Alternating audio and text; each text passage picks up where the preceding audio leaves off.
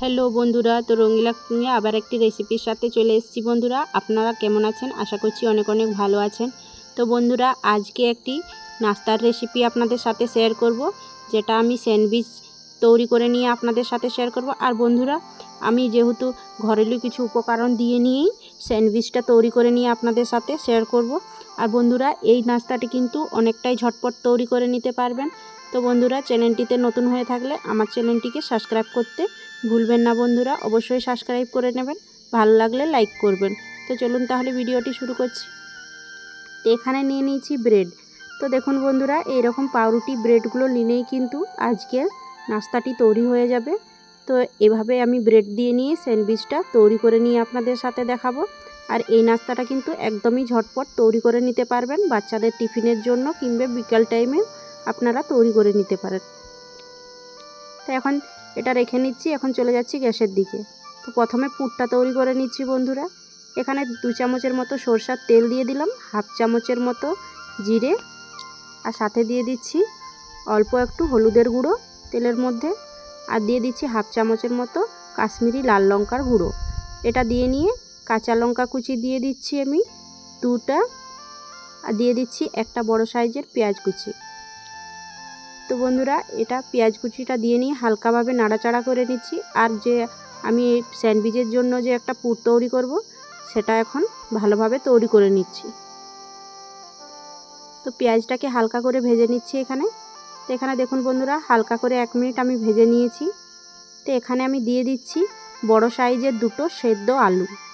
তো এখন পেঁয়াজের মধ্যে সেদ্ধ আলুটা দিয়ে দিলাম, সাথে দিয়ে দিচ্ছি স্বাদ মতো লবণ, হাফ চামচের মতো ধনিয়া গুঁড়ো, আর অল্প গোলকির পাউডার, আর সাথে একটু গরম মশলা আর ধনেপাতা কুচি দিয়ে নিয়ে খুব ভালোভাবে এখন ম্যাশ করে নিচ্ছি। আর বন্ধুরা, আপনারা চাইলে এটার মধ্যে কিন্তু চাট মশলাটাও দিতে পারেন। তো চাট মশলাটা দিলে কিন্তু অনেকটাই ফ্লেভারটা দারুণ লাগে তো পুরটা। তো বন্ধুরা, আমি এখানে ব্যবহার করিনি, আপনারা চাইলে কিন্তু এটা করতে পারেন। তো বন্ধুরা, এখন আলুটা খুব ভালোভাবে মিক্স করে নিচ্ছি পেঁয়াজের সাথে। তো সব কিছু উপকরণ যেটা আমি দিলাম সেটা খুব ভালোভাবে আলুর সাথে মিক্স করে নিলাম এইভাবে। তো এইভাবে করে নিয়ে পুরটা যদি আমরা তৈরি করি, তো দেখতে কিন্তু যতটা সুন্দর লাগবে আর খেতেও কিন্তু অনেকটাই সুন্দর হবে। তো বন্ধুরা, এখানে পুরটা আমার তৈরি হয়ে গেছে দেখুন।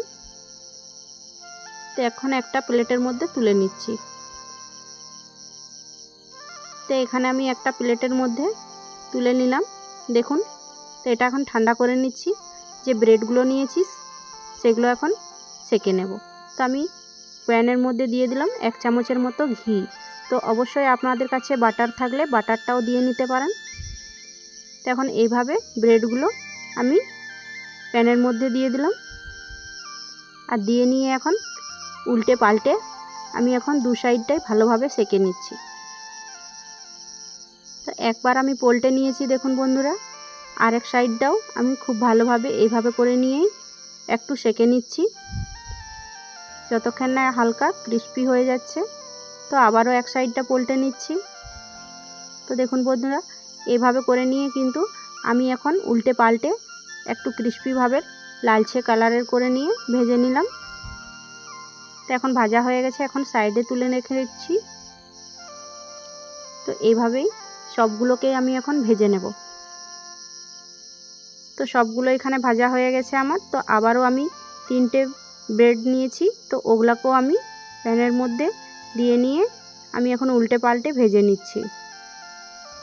তো এইভাবে করে ভেজে নিলে কিন্তু খুবই ভালো হয় বন্ধুরা, স্যান্ডউইচগুলো খেতে অনেকটাই স্বাদের হয়ে উঠবে।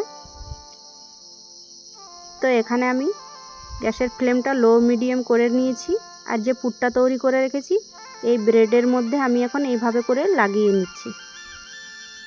তো দেখুন বন্ধুরা, যে পুরটা তৈরি করে রেখেছিলাম সেটাই কিন্তু এখন এই যে ব্রেডগুলোর উপরে একটা কাঁটা চামচ দিয়ে একটু পুরো ভালোভাবে লাগিয়ে নিলাম। তো এইরকমভাবে করে নিয়ে লাগিয়ে নিতে হবে। দেখুন সুন্দরভাবে লাগিয়ে নিয়েছি। তো এখন আমি উপর থেকে এরকম গোল গোল করে কেটে রেখেছিলাম আগে থাকতেই শসা। তো এই শসা কুচিগুলো এইভাবে করে নিয়ে এখন দিয়ে দিচ্ছি। দেখুন খুব ভালোভাবে দিয়ে নিয়েছি। এখন গোল গোল করে কেটে রেখেছিলাম পেঁয়াজ কুচি, তো পেঁয়াজ কুচিটাও উপর থেকে এইভাবে করে একটু সাজিয়ে দিচ্ছি দেখুন। তো এখানে টমেটোর কুচি গোল করে নিয়েছিলাম, তো টমেটোর কুচিটাও উপর থেকে দিয়ে দিচ্ছি দেখুন। তো আমি এখানে 2 পিস করে করে টমেটোর কুচিটা দিয়ে নিয়েছি। তো এটা দেওয়া হয়ে গেছে। তো উপর থেকে যে পুরটা তৈরি করে রেখেছিলাম আবারও আমি 1 থেকে 1.5 চামচের মতো করে করে আমি উপর থেকে লাগিয়ে নিচ্ছি দেখুন। এইভাবে করে নিয়ে যদি আপনারা তৈরি করে নিয়ে স্যান্ডউইচ তৈরি করবেন, এটা কিন্তু অনেকটাই স্বাদের হয় বন্ধুরা, আর বাচ্চাদের তো অনেকটাই পছন্দ লায়ক হয়। আর এই রকম নাস্তার রেসিপি অবশ্যই আপনারা বাড়িতে সহজেই তৈরি করে নিতে পারবেন ঝটপট। তো উপর থেকে আবারও 1 চামচের মতো ঘি দিয়ে নিয়ে আমি এটা সেঁকে নিচ্ছি। তো বন্ধুরা আপনাদের কাছে বলেছি না যে বাটার থাকলে কিন্তু বাটারটাও দিয়ে নিয়ে সেঁকে নিতে পারেন। তো আমার হাতের কাছে ছিল না, তার জন্য আমি এটা দিইনি। তো আপনাদের হাতের কাছে থাকলে অবশ্যই দিয়ে নেবেন। তো আমি ঘি দিয়ে নিয়েই সেঁকে নিচ্ছি দেখুন। তো দুপাশটা ভালোভাবে ঘি লাগিয়ে নিলাম চামচে করে দিয়ে নিয়ে। তো এইভাবে ঘুরিয়ে ঘুরিয়ে এখন 2 সাইডটাই খুব ভালোভাবে সেঁকে নিচ্ছি। তো বন্ধুরা এইভাবে করে ক্রিস্পি করে নিয়ে যদি স্যান্ডউইচটা তৈরি করা হয়, খেতে খুবই মজার হয়। তো আমি বাড়িতে এইভাবে করে নিয়ে আমি আমার বাচ্চাকে তৈরি করে নিয়ে দিয়েছি।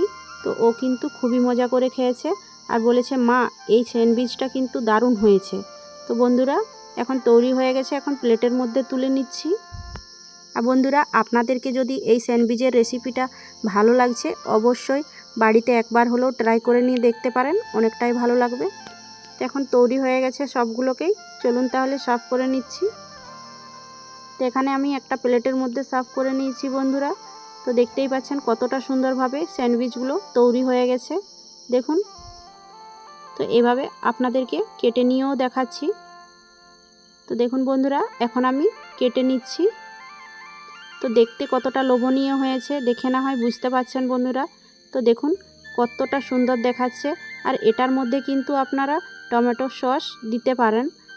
তো আমি এখানে টমেটো সসের সাথেই সার্ভ করে নিয়েছি দেখুন, কেননা আমার বাড়িতে টমেটো সসটা অনেকটাই পছন্দ করে। তো এরকম হালকা ফুলকো নাস্তার রেসিপি আমি যখনই শেয়ার করি কিংবা বানাই, তখন কিন্তু টমেটো সস দিয়েই ঝটপট খেয়ে নেয়। তো বন্ধুরা এটা কিন্তু অনেকটাই সুন্দরভাবে তৈরি হয়ে গেছে। আর বন্ধুরা এটা কিন্তু খুবই সহজ পদ্ধতিতে আমি আপনাদের সাথে শেয়ার করলাম। ভালো লাগলে অবশ্যই লাইক শেয়ার কমেন্ট করবেন, বন্ধুদের সাথে অনেক অনেক শেয়ার করবেন বন্ধুরা। আর আমার চ্যানেলটিতে যারা নতুন তারা কিন্তু অবশ্যই আমার চ্যানেলটিকে সাবস্ক্রাইব করে নেবেন পরবর্তীকালে নতুন নতুন রেসিপি পাওয়ার জন্য। পরবর্তীকালে নতুন একটি রেসিপি নিয়ে চলে আসবো। টাটা।